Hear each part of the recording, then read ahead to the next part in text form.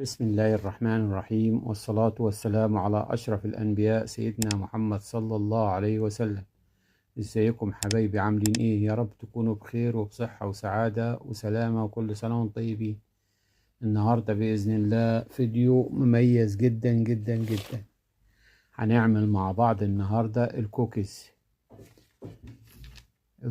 اللي بيحبوا الكبار والصغار بطريقة سهلة وبسيطة، وإن شاء الله هتعتمديها وخلينا نعرف إن الكوكيز من أجمل البسكوتات اللي بيحبها الصغار والكبار، وكمان مقاديرها مظبوطة وموجودة في كل بيت، والكل بيحبها زي ما قلنا، وبنشتريها بأسعار غالية. يلا بينا نبتدي الطريقة وتشوفوا المكونات. عندنا كوبايتين دقيق بما يعادل 300 جرام، وعندنا 100 جرام سمنة نص كوباية، و100 جرام سكر و50 70 جرام سكر نص كوباية، وعندنا معلقة بودر برتقال، وعندنا نص معلقة ملح. هنجيب السمنة، وطبعا باكو فانيليا وبيضة، دول ما ننساهمش، دول الأساسيين معانا. هنجيب السمنة بتاعتنا ونفضيها في بولة كده، ونجيب السكر ونحطه عليه. سكر بودر، يا إما تشتريه من بره يا إما تطحنيه في البيت، فهو أفضل تطحنيه في البيت، لأن اللي بره بيكون عليه مواد تانية غير السكر، فأفضل تطحنيه في البيت. ونبتدي نقلبهم مع بعض لحد ما لونهم يتغير ويبقى كريمي كده.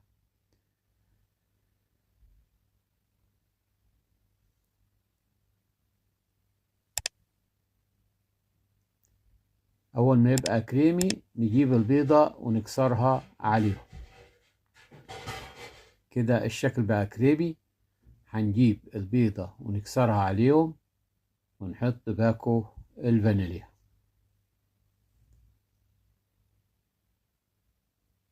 نحط البرتقال الأول.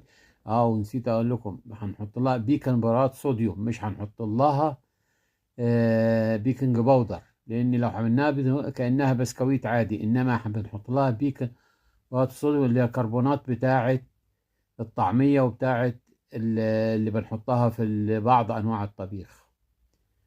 فنبتدي نقلبهم ونحط بعد كده الدقيق، هننزله ونخلي شوية منه، ونبتدي نقلبهم كده بالمضرب الأول اليدوي لحد ما يتجانسوا مع بعض، وبعد كده نستعمل الإيد بتاعتنا.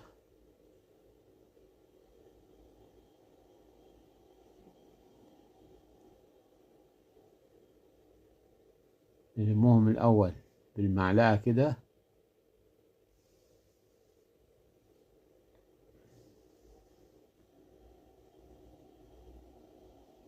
لحد ما يتداخلوا مع بعض كلهم. بعد كده نشتغل بالإيد. الإيد بتحسي بالنعومة، وتحسي بالدقيق أو العجين صح، بدل ما تعملي بالمعلقة أو السبلاتولا.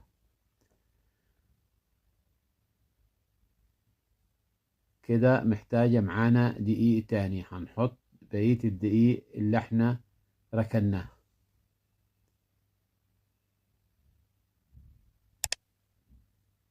وهنخلي معلقة برضو معانا، ما نحطش مرة واحدة عشان ما يزيدش معانا الدقيق وتبوظ الطبخة على حاجة بسيطة، زي ما قولوها تبوظ الطبخة على بقرش فلفل.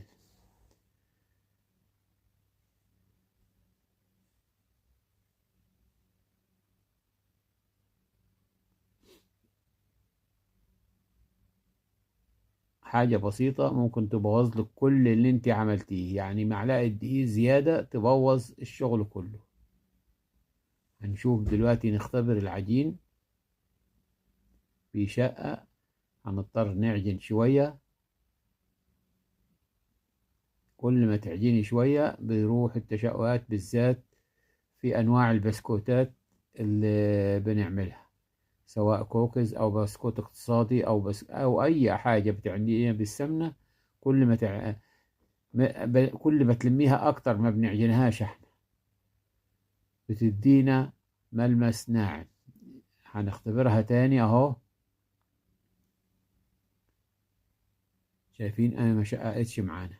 نبتدي نشتغل بقى الشغل بتاعنا، نجيب الصاج بتاعنا ونبتدي أهو نكور الواحدة ونحط فيها شوكولاتة الكوكيز. أحسن وأنظف من اللي بتشتريها من بره، وشكلها وطعمها وناعمة وريحتها تجنن. طبعا حط لها احنا معلقة بودر برتقان، فمدي الريحة جميلة جدا جدا. أتمنى أنكم تجربوه وتقولوا لي رأيكم. والكوكيز دي من الحلويات الجميلة جدا اللي أنا بعشقها، شخصيا بعشقها، مع إني عندي السكر ومع ذلك بعشقها، لأن هي يعني طعمها خطير، بتغري الواحد إنه ياكلها أحسن من أي بسكوتات تانية. وشكلها كده مغري.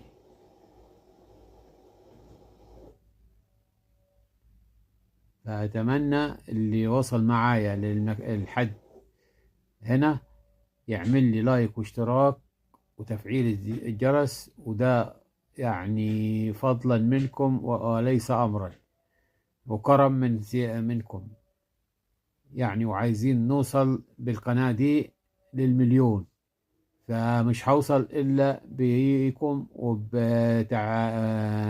وبتعليقاتكم الجميلة اللي بتشد من أزري وبتخليني أعمل حاجات أحسن وأحسن، وأجيب لكم حاجات مش مكلفة ورخيصة.